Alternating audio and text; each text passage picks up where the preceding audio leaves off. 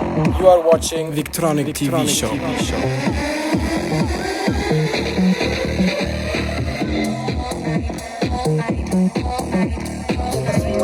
Now we expanded in the universe. Now really understand this magic. Yeah, go ahead. I'ma go and get it up inside like a rabbit. And the guys go all the time at it. Yeah, you really wanna do that practice.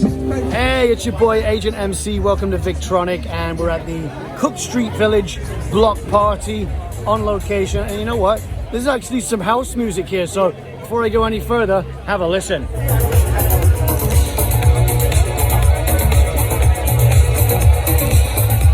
We got 4,000 views in 1 week on episode 1, so thank you everybody for tuning in. Now, on this episode of Victronic, we've got House OG Legacy DJ G.I. Blunt. We'll learn what House Proud Productions and the Groove Rider Collective are up to at Quadratic Sound. And some funked up fashion. You're watching Victronic. Yeah, I like it like that. I wanna be happy, wanna be happy. That's all I want. Yeah, I wanna be happy. I like it like that. It really is life on the water for G.I. Blunt. That's why I'm meeting him at Dock B here in Sydney, because we're going to an undisclosed location for a party on a barge. What an appropriate place to meet G.I. Blunt, the guy who lives his life on the water. When he's not belting out another banger under a disco ball like Captain Stardust, this DJ can be found at the helm in the captain's chair, searching for our world-famous orcas. You see, he operates large vessels within Victoria's whale watching industry, so no wonder he's taking a water taxi to his next gig. Now the name G.I. Blunt. G.I. Blunt was a name that was bequeathed upon me by my friends because it's not that creative. It's literally my name. My last name, Blunt. My first name, Gordon. And my middle name is Ivor, like Ivor the Boneless. And Ivor? That's like a Viking, isn't it? Yeah, it kind of is. We're not going to see you at the Cannabis Expo then? Yeah, that's kind of the funny thing. People automatically assume that because that's my DJ name that there's an affiliation there, but I don't actually smoke weed. And I've seen a few minds crack after I've explained that to them. Yeah, very funny. So it's your actual name. You grew up in Britain. Explain a little bit about your childhood and maybe how you got into electronic music. Yeah, well, I was born in Lutterworth, England, and we kind of emigrated out here when I was 10. I'd come out here with my grandma when I was 6 on a vacation. I knew this was the place that I wanted to be. Love England, but there was just something about Vancouver Island that called to me. Became a citizen when I was 16. And then as far as getting into electronic music, yeah, I kind of started just listening to it. Honestly, I saw a thing. It was like a little video, a documentary about these kids at a rave. And everybody seemed like they were having the best time. And they were like, oh, watch out. This is a bad place for the kids. And so right away I was like, oh, okay, yeah, this looks like the place for me. And so, yeah, I had a friend in Vancouver that just happened to be involved in this underground electronic music scene. And he's like, oh, yeah, come on. Do you want to drop his name? Yeah, Konstantinos. Yeah, and then, he invited me to come, and then we went, and then we had a space at 940 Richards at a group called Urban Evolution. And then there was a friend of mine, John Hardy, who is still one of the best DJs I've ever heard. And he just he showed me how to spin the magic, and got its hooks into me pretty young. My first vinyl record that I went in to buy that was electronic music was an album called Snowboarding in Argentina, which was a Swayzak. I think it was a double album. I don't think it might have been a triple album. But I still have it, and it's in mint condition. But there's just something about that album that spoke to me, and I still treasure it to this day. It's funny because I listen to that record now and it stands the test of time. It still feels fresh and it's like 25 years old. Where have the trends gone in your record collection? Well, I still like tech house, regular house, and then bass house. It was the Average Citizens. I heard them play and I'm like, what's this? And so I like to kind of just mix it all up, throw in some sweet tracks, a little bit of deep house as well, and just DJing, taking people on a journey rather than just playing the same type of tracks throughout the entire thing. We've got some video of you on New Year's. This is where I bumped into you again after some time of not seeing you out and about. And that was at Herman's Upstairs, which has now been transferred over to ownership of the city of Victoria. Oh, really? Oh, yeah, I didn't know that. I knew that there was something going on, but it's a nightclub. There's always something going on. Always some story, always some juice. When did you play your first gig in Victoria? We ended up moving here in 2008. So I think my first gig here was where the Capitol Ballroom is now. And I ended up opening up for Thunder Heist, who were at the time like absolutely enormous, and it was quite the feather in my cap. I was just like, wow, little old me playing for these guys. And then we crushed it, and those guys were so nice. Like backstage, they're like, yeah, Gordon, we love it. And so just to have someone at their caliber, give me a compliment really gave me a boost. How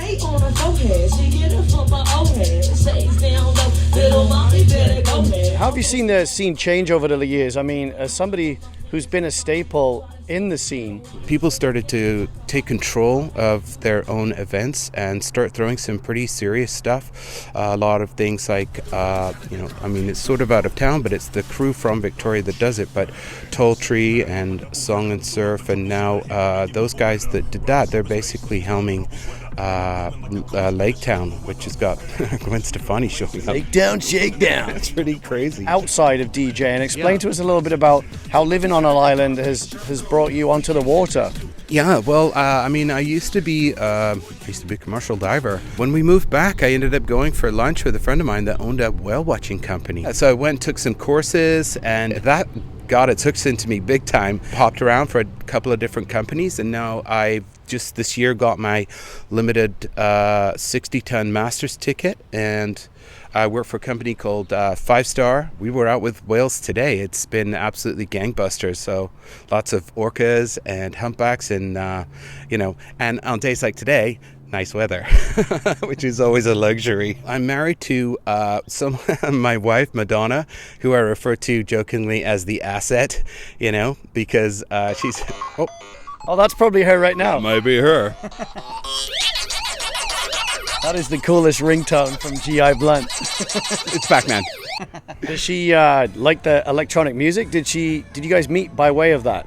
No, we actually met working for a faux finishing company in Vancouver, and then I was like, hey, I'm part of this whole thing. And she's kind of made a career out of being slightly unimpressed with anything I do like that, but secretly I know she thinks it's cool.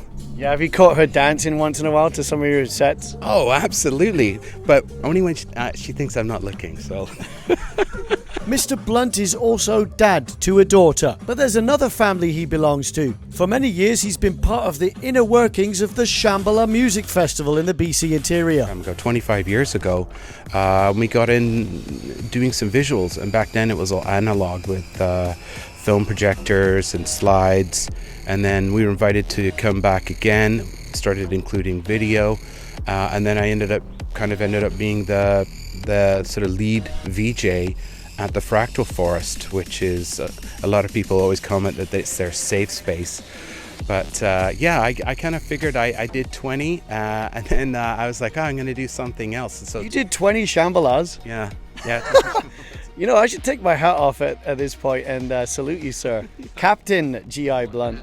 Jimmy and the family have always been really gracious to me, and they're like, yeah, anytime you want to come back. But I just kind of needed to take a break from it and focus on being a whale watching captain. The whales needed me, so. But yeah, it's never far from my heart, and always considered to be, home. I love that event. This year's Road to Shambhala marks the festival's quarter-century celebration, taking place from July 26th through the 29th at the Salmo River Ranch. DJ Merge and Neon Steve, two of Victoria's very own hometown headliners, will be performing this year. But you'll have to start planning now, because it's a worthwhile 850-kilometre trek to Shambhala from Victoria.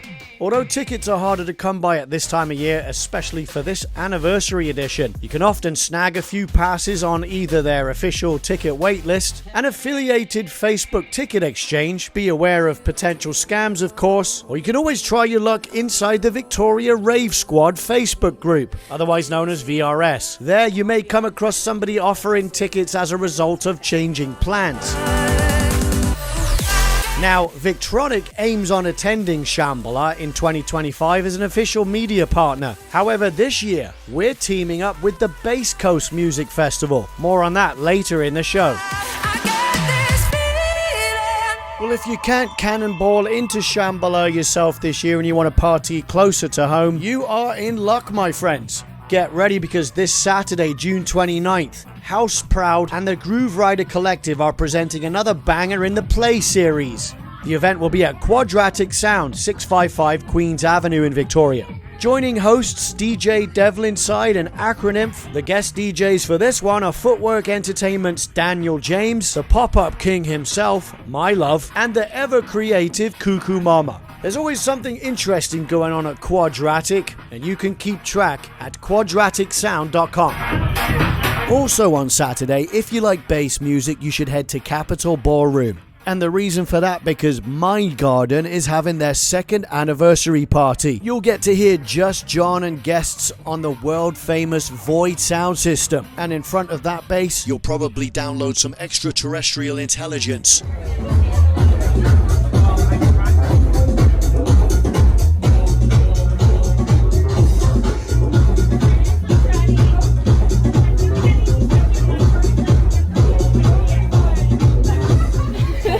Everything I do is kind of funked up. Victoria's T. Innes of Funked Up Fashion operates her mobile clothing business in and around the festival circuit on Vancouver Island. That's my concentrating look. You can find the business easily on Facebook, with options to create your own custom costume. I met up with this electronic music entrepreneur in Victoria's Market Square, a place that has a rich history playing host to electronic music events. So it started probably about a year and a half ago when I really started going to festivals and could never find anything in Victoria to wear, so I would grab what I could from the thrift stores and, you know, alter them as much as possible, put a little bling here, a little tassel here, and then so then I got a sewing machine. So I taught myself how to sew. I watched a few YouTube videos, and through trial and tribulation, I finally mastered it. And let me tell you, I didn't even know how to hand sew when I first started this. So this is the Boom Boom shorts. These are an original design that I made. So they are an instant butt lift, and they're great for dancing because it's swimsuit material, so it's very breathable, and it dries quickly. Booty shaking. Okay, T, I know you're the fashion expert, and when I go to festivals and electronic music events, I sometimes bring out my pufferfish hat. And actually, this hat made me famous at a recent party in Amsterdam. I was getting free Heinekens all night, but I want to get your professional opinion. Do you think there's going to be a demand now for these kind of pufferfish hats? Absolutely, I already want one. So in terms of being unique in the world of fashion, is it okay to be daring? Like, because some people might be a little worried about what other people think about them if they look different. I think it's all about self-expression. You wear what you're comfortable with, and it's different for everybody. So, you know, if you feel comfortable enough flaunting it, then do so. You know, if you want to show a little bit of, you know, booty or a little tummy, go ahead. So this is Kat. She's wearing a boho style tassel belt, which is all made from thrifted material and recycled jean. She has a little pocket in the front as well, which is, I call the little stash spot. Just started making stuff for friends because they were like, oh, we love your outfit. And then I started making my own patterns. She's also wearing a bodysuit, which is sheer arms, which keeps you nice and cool when you're dancing. Super in style, I feel super fab. I just want to rock this hat all night, and I want to twist and turn in my skirt, yeah. So Linda's wearing a boho style vintage lace skirt and top. It was inspired kind of by Latino, if you can see up at the top. I love this look right here where she can wear it off her shoulders, on her shoulders. It's super sexy. This is actually an old curtain that I found at a thrift store. These are the old 70s curtains that, you know, your grandma used to have. And then my first time trying to macrame, but I think I did a pretty good job. And that adds just a really nice accent focal point. My slogan is your sustainable style and textile. I feel absolutely amazing. I'm honored to be a part of loving the process of upcycling and recycling. Recycling, reusing and repurposing is the theme for this year's Base Coast Festival in Merritt, BC. And our cameras at Victronic have been invited to be an accredited media partner for this year's event. The Base Coast Electronic Music and Arts Festival is July 12th through 15th this year. Now this will be my third time attending, but this time I'm repping Victoria, bringing the Victronic brand to the festival. One Victoria DJ we'll be on the lookout for is local celebrity DJ Merge. And aside from the music, we'll meet the people. The only thing that stands between you and a kick-ass recap video for 2024 is the almighty Coquihalla Highway. I'm sure there are some of you out there that can relate.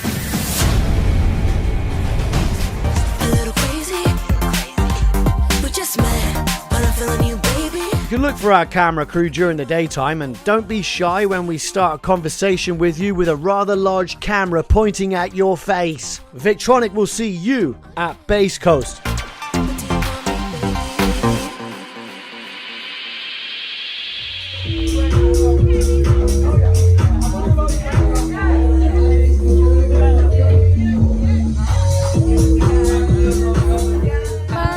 Milkshake brings all the boys to the yard, damn right, it's better than yours, damn right, it's better than yours, I can teach you, but I have to charge. Back with the sassy cats of funked up fashion, the sun has gone down and the black lights have turned on. These are the black light reflective outfits.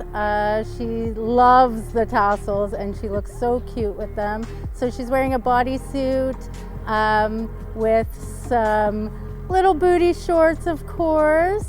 Had to throw the skulls in there somewhere, right? So we got it on that belt. Little bit of fringe on the ends there. And yeah, she looks great. Those earrings are also silicone, so they're painted with some black light paint. I know a lot of artists use black light in their paintings nowadays, and she's like a painting right now. Look at her. This is Linda's first time ever wearing so much orange, and I really think it matches her skin tone, and the goggles are a super cute added touch. You can't really experience a rave without a set of goggles on. The G-string bathing suit bottoms I made and designed. Also the accents I put on them with the lace and the sparkles. And she looks fantastic. She looks ready for a rave. And you know what? I think Neo could find her very easily in that outfit. These girls are putting the Neo in neon. My name is Agent MC, and you've just watched Victronic.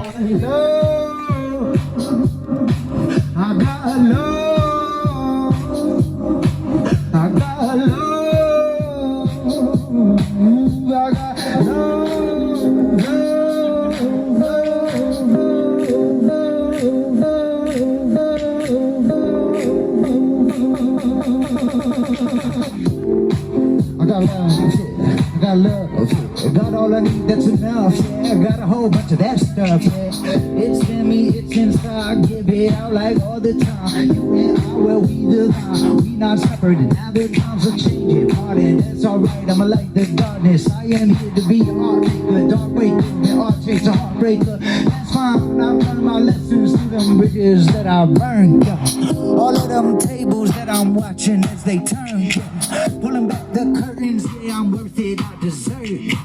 Just like everybody around me, that's for sure.